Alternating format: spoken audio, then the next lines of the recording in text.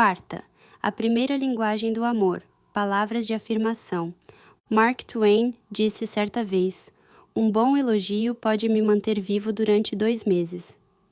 Se tomarmos suas palavras ao pé da letra, 6 elogios por ano manteriam seu tanque do amor em nível operacional.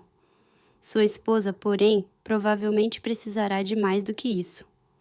Uma forma de se expressar o amor emocional é utilizar palavras que edificam. Salomão, um dos escritores da Bíblia, escreveu: a morte e a vida estão no poder da língua. O que bem a utiliza come do seu fruto. 4. Muitos casais nunca aprenderam o tremendo poder de uma afirmação verbal mútua. Mais tarde, este rei acrescentou: a ansiedade no coração do homem o abate, mas a boa palavra o alegra. Andald. Elogios verbais e palavras de apreciação são poderosos comunicadores do amor. São os melhores comunicados em forma de expressão direta e simples como: você ficou tão elegante com esse terno. Você está muito bem com esse vestido. Ninguém faz essas batatas melhor que você. Querido, muito obrigada por ter lavado a louça para mim esta noite. Muito obrigada por pagar mais um dia da faxineira esta semana. Quero que saiba que estou realmente grata. Muito obrigado por ter feito um jantar tão gostoso. O que deverá acontecer ao clima emocional do casamento se o marido e a mulher ouvirem essas palavras de afirmação regularmente? Anos atrás, eu estava em meu escritório com a porta aberta quando uma senhora apareceu de repente e perguntou: o senhor tem 1 minuto? Sim, claro, respondi. Ela se sentou e disse: Dr. Chapman, estou com um problema. Não consigo fazer com que meu marido pinte o nosso quarto. Já faz 9 meses que lhe peço diariamente, mas não tem adiantado. Já tentei tudo o que podia, mas não há jeito. Meu primeiro pensamento foi: minha senhora, parece que você bateu na porta errada. Não temos pintores aqui. No entanto, virei-me para ela e disse: fale-me sobre isso. E ela começou a contar. Bem, sábado passado foi um grande exemplo. Lembra-se como o dia estava lindo? Sabe o que meu marido fez o dia inteiro? Lavou e encerou o carro. E o que a senhora fez? Fui à garagem e disse: Bob, não consigo entendê-lo. O dia hoje está perfeito para pintar o quarto e você está aqui lavando e encerando o carro. E seu comentário deu certo? Ele foi pintar o quarto? Não. O quarto encontra-se do jeito que estava, sem pintura. Não sei mais o que fazer. Deixe-me fazer-lhe uma pergunta. A senhora é contra carros limpos e encerados? Não, mas quero que meu quarto seja pintado. A senhora tem certeza de que seu marido sabe que a senhora gostaria que ele pintasse o quarto? Estou plenamente convicta. Tenho pedido isso a ele durante 9 meses. Deixe-me fazer-lhe mais uma pergunta. Seu marido faz alguma coisa bem feita? Como o quê? Coisas como recolher o lixo, limpar os vidros de seu carro, colocar combustível no automóvel, pagar a conta de luz, ajudá-la a vestir um casaco, etc. Sim, ele faz muito bem algumas dessas coisas. Então, tenho 2 sugestões. Primeira, nunca mais mencione a pintura do quarto. Esqueça e jamais fale com ele sobre isso. Ela olhou para mim e disse: não vejo em que isso pode ajudar. O objetivo do amor não é você conseguir algo que deseje, mas fazer alguma coisa pelo bem-estar daquele a quem ama. No entanto, é fato que, quando recebemos elogios, dispomos-nos mais a retribuir a gentileza recebida. Escute. Você acabou de dizer que ele já sabe qual é o seu desejo. Gostaria que ele pintasse o quarto. Não é mais preciso dizer-lhe isso. Ele já sabe. A segunda sugestão é a seguinte: na próxima vez que seu marido fizer alguma coisa bem feita, expresse isso a ele verbalmente, elogiando-o. Se ele levar o lixo para fora, diga-lhe algo como: Bob, quero que você saiba que sou muito grata por ter levado o lixo para fora. Não diga jamais: Se demorasse mais para levar esse lixo para fora, as moscas fariam isso por você. Quando ele pegar as contas para pagar, diga algo como: obrigada por pagar nossas contas. Há maridos que não fazem isso e quero que saiba que sou realmente muito grata. Todas as vezes que ele fizer algo de bom, elogie-o. Não vejo como isso pode fazer com que ele pinte o quarto. A senhora pediu meu conselho. Eu o dei. Faça como achar melhor. Ela não estava muito satisfeita comigo quando foi embora. 3 semanas mais tarde, ela voltou a meu escritório e disse: deu certo. Ela aprendeu que as palavras elogiosas são realmente motivadoras. Não sugiro que use de bajulação para conseguir o que deseja de seu cônjuge. O objetivo do amor não é obter o que se quer, mas fazer algo pelo bem-estar daquele a quem se ama. É verdade, porém, que ao recebermos palavras elogiosas de afirmação, tornamo-nos mais motivados a sermos recíprocos e a fazermos algo que nosso cônjuge deseje. Palavras encorajadoras. Elogio verbal é uma, entre as muitas formas de se expressar palavras de afirmação ao seu cônjuge. Outra maneira, as palavras encorajadoras. O termo encorajar significa inspirar coragem. Em determinadas fases da vida, todos nós nos sentimos inseguros. Não possuímos a coragem necessária e esse medo impede-nos de realizarmos certos atos positivos que gostaríamos de concretizar. O potencial latente de seu cônjuge nestas áreas de instabilidade talvez espere suas palavras de encorajamento. Ellison sempre gostou de escrever. Mais tarde, na faculdade, fez alguns cursos de jornalismo. Percebeu rapidamente que seu entusiasmo em redigir superava em muito seu interesse pela história, que fora sua matéria predileta. Já era muito tarde para que mudasse de faculdade, mas, após se formar e antes de seu primeiro filho, ela escreveu vários artigos. Apresentou um deles à redação de uma revista.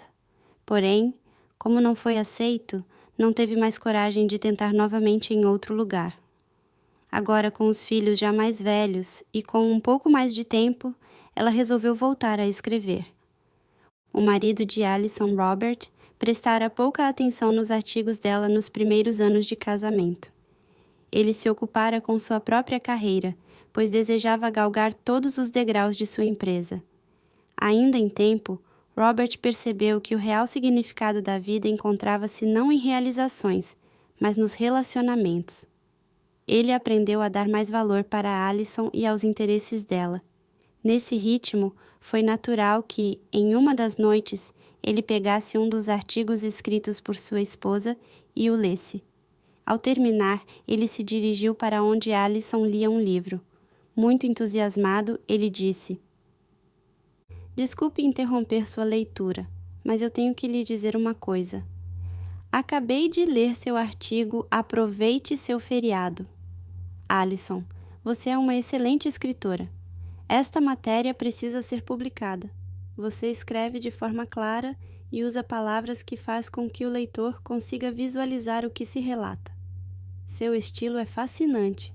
Você tem de levar este artigo para algumas revistas. Você acha realmente? Ela perguntou um pouco hesitante. Acho sim. Seu material é muito bom mesmo. Quando Robert saiu da sala, ela não continuou sua leitura. O livro ficou aberto em seu colo e ela sonhou acordada durante meia hora sobre o que o marido acabara de falar. Quis saber se outras pessoas veriam seu artigo da mesma forma que seu esposo o observara. Lembrou-se de quando lhe passaram um fax agradecendo, porém dispensando seu artigo. Mas agora era diferente. Seus textos estavam melhores. Ela havia amadurecido. Antes que levantasse para pegar um copo d'água, tomou uma decisão. Levaria seus artigos para a apreciação de algumas revistas. Iria atrás da possibilidade deles serem publicados. As palavras encorajadoras de Robert foram pronunciadas há 14 anos. Alison já possui vários artigos publicados desde então e agora já tem um contrato para escrever. É uma excelente escritora. Porém, foram as palavras encorajadoras de seu marido que a inspiraram e impulsionaram a dar o primeiro passo no árduo processo de ter um artigo publicado. Talvez seu cônjuge possua alguma qualidade que tenha grande potencial, mas se encontra adormecida. Aquela capacidade talvez aguarde suas palavras encorajadoras. Quem sabe seja preciso que ele e ela se matricule em algum curso para desenvolver esse potencial.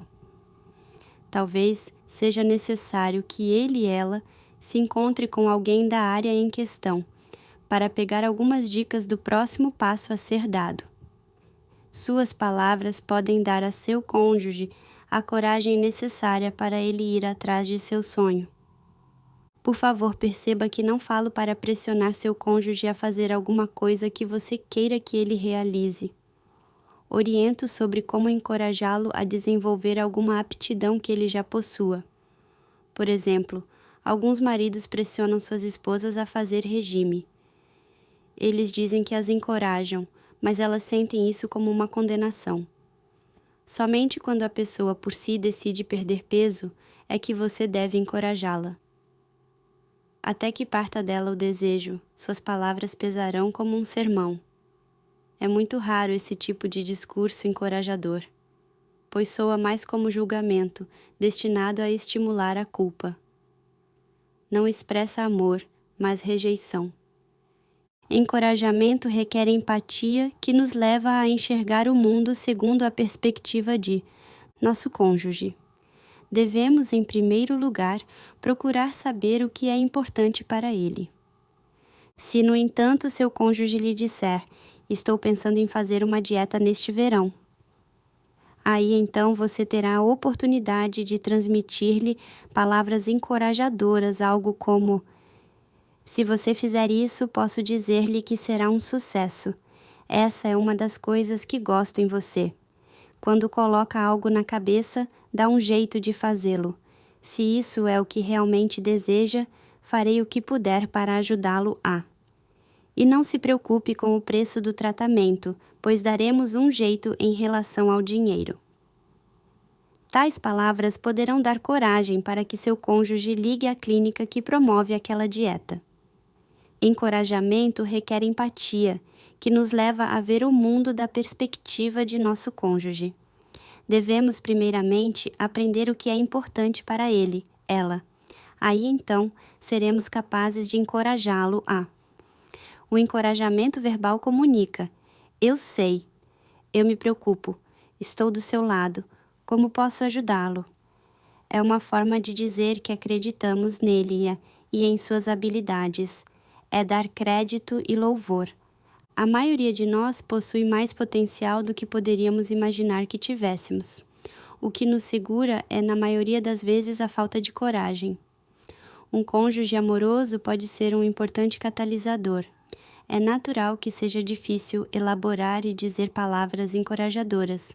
Talvez não seja a sua primeira linguagem. Pode ser que, para você, seja necessário grande esforço para aprender a falar essa segunda língua. Isso será especialmente difícil se você tem um padrão de palavras críticas e condenatórias. Porém, posso assegurar-lhe que seu esforço será recompensado. Palavras bondosas. O amor é esplendoroso. Se desejamos comunicá-lo de forma verbal, devemos utilizar palavras bondosas. Isso tem a ver com a forma através da qual nos expressamos. Uma mesma sentença pode ter dois diferentes significados, dependendo de como ela é apresentada. A frase "eu amo você", quando dita com bondade e ternura, pode ser uma genuína expressão de amor. O que dizer da mesma frase dita da seguinte forma: "eu amo você"? O ponto de interrogação muda todo o significado.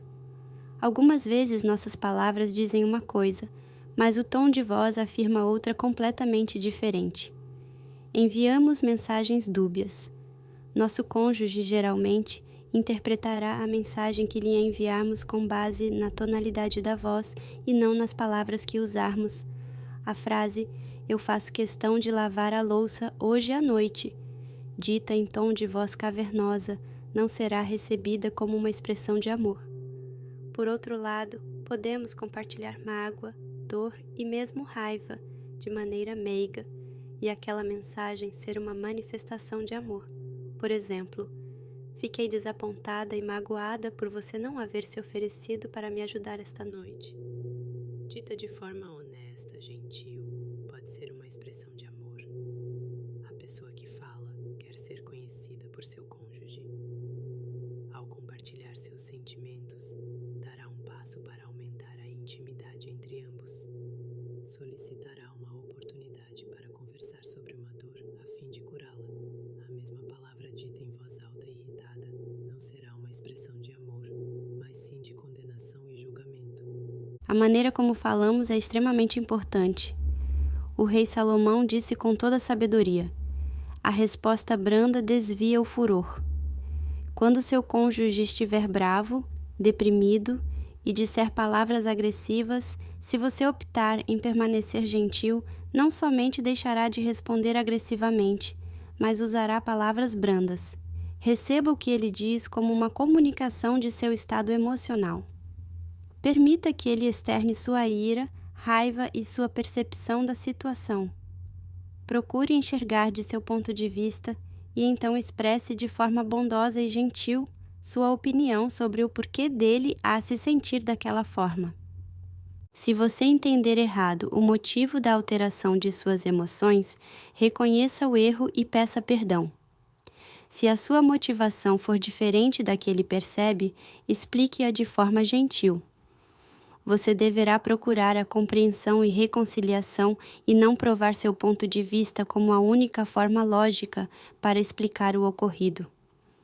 Isso é amor maduro, o tipo que devemos aspirar se buscarmos o crescimento em nossos casamentos.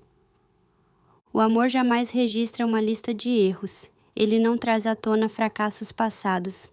Nenhum de nós é perfeito. No casamento, nem sempre fazemos o melhor ou o mais certo. Fazemos e dizemos coisas duras a nossos cônjuges. Também jamais apaguemos o passado. Devemos confessar e concordar que agimos mal. Peçamos perdão e tentemos agir diferentemente no futuro. Após confessar a falta e solicitar o perdão, não poderei fazer mais nada para aliviar a dor causada a meu cônjuge.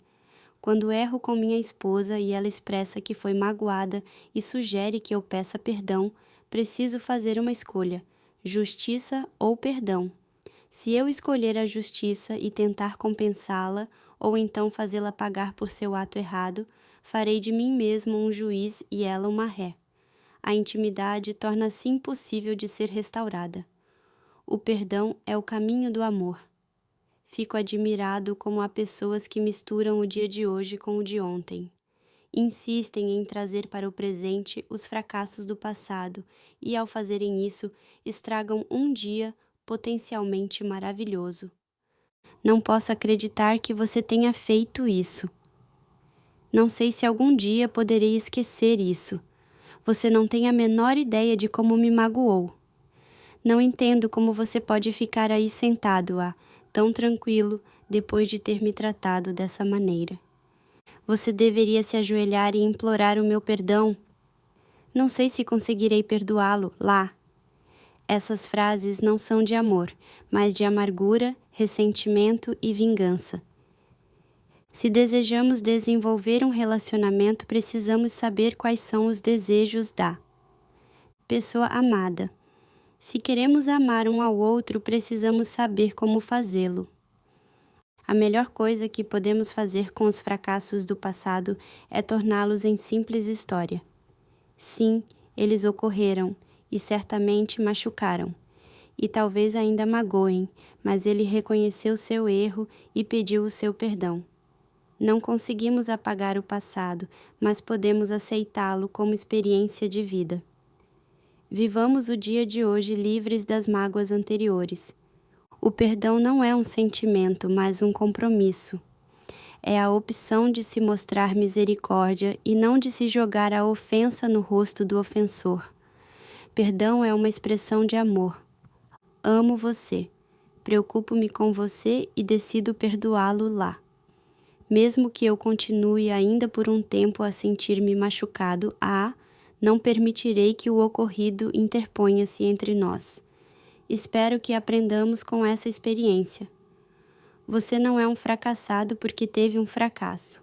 Você é meu marido, esposa, e juntos continuaremos nossa caminhada. Estas são palavras de afirmação, ditas no dialeto de palavras gentis, palavras humildes. O amor faz solicitações, não imposições. Quando dou ordens a meu cônjuge, torno-me pai, mãe, e ele, ela, filho A. O pai diz ao filho de 3 anos o que ele deve fazer, ou melhor, o que ele precisa realizar. Isso é necessário porque uma criança nesta idade ainda não sabe como navegar nas traiçoeiras águas da vida. No casamento, no entanto, somos iguais, parceiros adultos. Não somos perfeitos, mas adultos e parceiros. Se vamos desenvolver um relacionamento íntimo, precisamos conhecer os desejos um do outro. Se queremos amar um ao outro, precisamos saber o que ele e ela pretende. No entanto, a forma como expressamos esses desejos é muito importante. Se os colocamos como ordens, eliminamos as possibilidades da intimidade e afugentamos nosso cônjuge. Se, no entanto, expressarmos nossas necessidades e desejos como pedidos, apontaremos um caminho, mas não empurraremos ninguém para ele. O marido que diz: "Querida, sabe aquela torta de maçã deliciosa que você faz? Será que poderia preparar uma esta semana? Eu amo aquela sobremesa." Concederá uma dica de como ela pode expressar-lhe amor, e dessa forma, ambos crescerão em intimidade. Por outro lado, o esposo que diz: "Desde que nosso filho nasceu, você nunca mais fez aquela torta de maçã. Pelo jeito, vou ficar sem comê-la por mais uns 18 anos." Deixou de ser adulto e tornou a comportar-se como um adolescente. Tais reclamações não constroem a intimidade. A esposa que diz: "Será que você poderia limpar a calha este final de semana?" Expressa amor ao fazer uma pergunta, um pedido.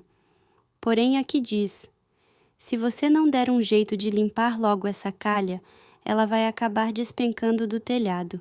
Já existem brotos de árvore nela e espalham-se por todos os lados." Não demonstra amor, mas sim torna-se uma mulher dominadora. Quando alguém faz um pedido a seu cônjuge, afirma as habilidades dele. Faz entender que ele e ela possui, ou pode fazer algo, que é significativo ou valioso para o outro. No entanto, quando dá ordens, torna-se um tirano.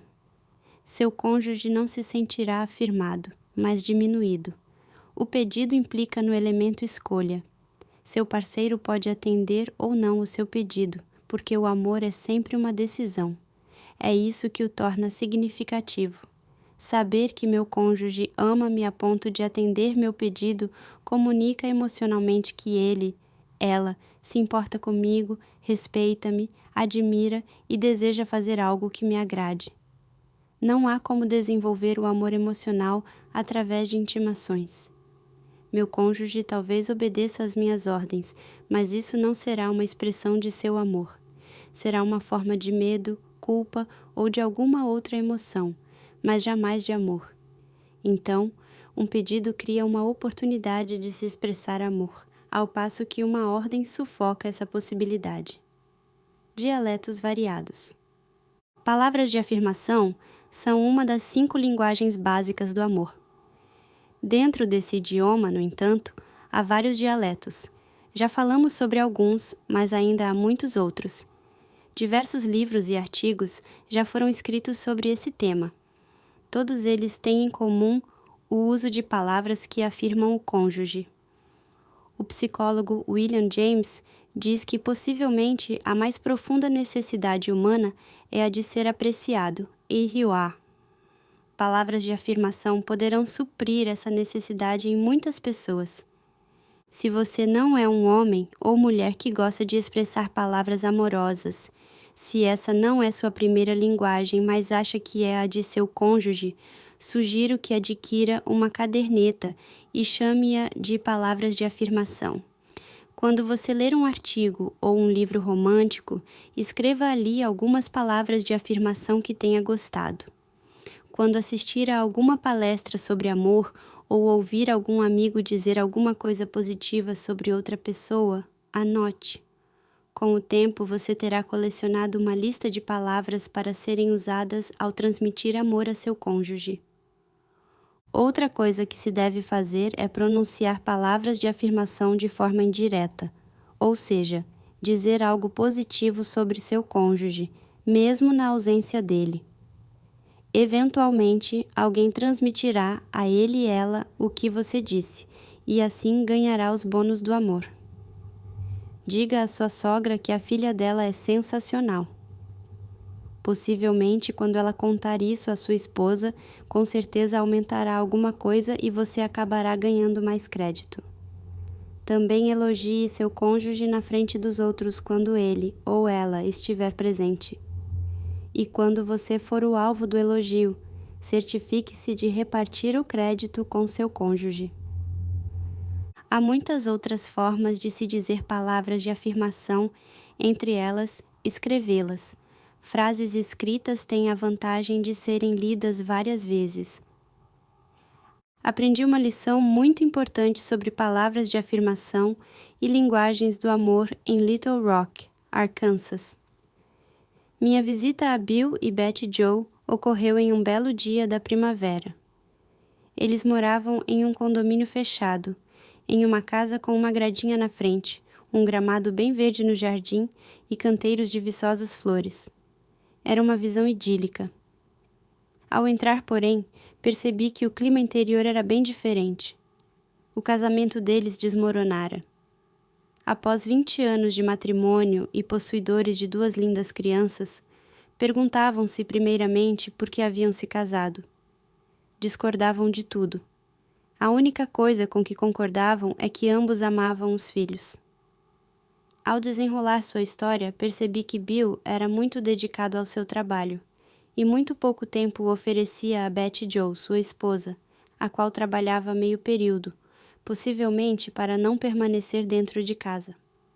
A forma de convivência entre os dois era a de evitarem estar juntos. Tentavam ficar longe um do outro para que seus conflitos não assumissem proporções maiores. O ponteiro do mostrador do tanque de amor de cada um deles apontava para o termo vazio. Disseram que já tinham procurado aconselhamento, porém em nada adiantara. Eles assistiriam ao meu seminário sobre casamento e eu partiria no dia seguinte. Aquele, portanto, seria meu único encontro com Bill e Betty. Resolvi então colocar todos os ovos em uma cesta só. Gastei 1 hora em particular com cada um.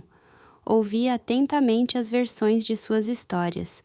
Percebi que, apesar do vazio existente no relacionamento deles e do desacordo reinante naquela convivência, havia certas coisas que apreciavam um no outro. Bob disse-me: "Ela é uma boa mãe, uma excelente dona de casa e uma exímia cozinheira, quando resolve cozinhar. Porém, não demonstra a menor afeição por mim. Trabalho feito um louco e simplesmente não há por parte dela o menor reconhecimento." Em minha conversa com Beth, ela concordou que Bill era um excelente provedor. Ela, no entanto, reclamou: "Ele não move uma palha para me ajudar em casa e nunca tem tempo para mim. O que adianta ter esta casa, o carro novo e todas as outras coisas se não podemos curti-los juntos?" Obtive mais informações e então decidi focalizar meu aconselhamento em dar a mesma sugestão para cada um. Disse a Bob e a Betty Joe separadamente que eles possuíam a chave para mudar o clima emocional do casamento. Eu lhes afirmei: essa chave é expressar a apreciação pelas coisas que gosta nele, nela, e no momento suspender as reclamações sobre o que não se agrada. Repassei com eles os comentários positivos que fizeram um do outro e ajudei-os a fazer uma lista desses traços positivos. A relação de Bill focalizava as atividades de Betty Joe como boa mãe, excelente dona de casa e exímia cozinheira. A lista de Betty Joe registrava a dedicação de Bill ao trabalho e sua provisão financeira à família. As relações foram feitas da forma mais detalhada possível. A lista de Betty Joe ficou assim: ele não faltou um dia de trabalho em 20 anos. É um trabalhador dinâmico. Ele recebeu várias promoções nesses anos todos e sempre deseja aumentar sua produtividade. Ele paga as prestações da casa mensalmente. Ele paga as contas de água, gás e luz em dia. Ele nos comprou um carro novo há 3 anos.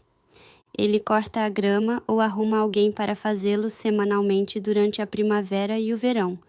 Ele varre as folhas ou contrata alguém para fazê-lo durante o outono. Ele providencia bastante dinheiro para a alimentação e roupas da família.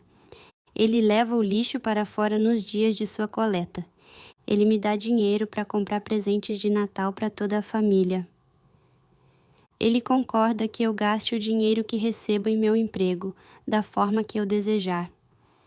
A lista de Bill ficou assim: ela arruma as camas todos os dias. Ela passa o aspirador na casa uma vez por semana. Ela leva diariamente as crianças para a escola, depois de dar-lhes um bom café da manhã. Ela faz janta 3 vezes por semana.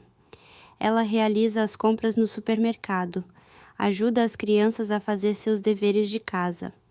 Ela leva e traz as crianças quando há atividades na escola e na igreja. Ela leciona para crianças pequenas na escola dominical. Ela leva minhas roupas ao tintureiro. Ela lava as roupas e passa quando é preciso. Sugeri que acrescentassem a essas listas coisas que percebessem nas semanas seguintes. Solicitei também que 2 vezes por semana selecionassem alguma atitude positiva do outro e elogiassem. Dei-lhes ainda uma recomendação que, se Bill a elogiasse, ela não lhe respondesse com outro elogio, mas deveria simplesmente recebê-lo e dizer: "Muito obrigada por suas palavras." Disse a mesma coisa a Bill. Encorajei-os a proceder dessa maneira durante 2 meses e, se achassem que funcionava, deveriam então continuar. Se, no entanto, a experiência não ajudasse a melhorar o clima emocional do casamento, eles deveriam simplesmente encarar tudo aquilo como outra tentativa que não dera certo. No dia seguinte, peguei o avião e voltei para casa. Anotei em minha agenda para 2 meses depois ligar a Bill e Betty, a fim de saber o que acontecera. Quando lhes telefonei, já em pleno verão, pedi para falar particularmente com cada um. Fiquei impressionado ao notar que Bill dera um grande passo à frente. Ele percebeu que eu concedera o mesmo conselho à sua esposa, mas encarara tudo de forma positiva. Para falar a verdade, ele achou ótimo. Ela expressava apreciação pelo seu trabalho duro e pela provisão que dava à família.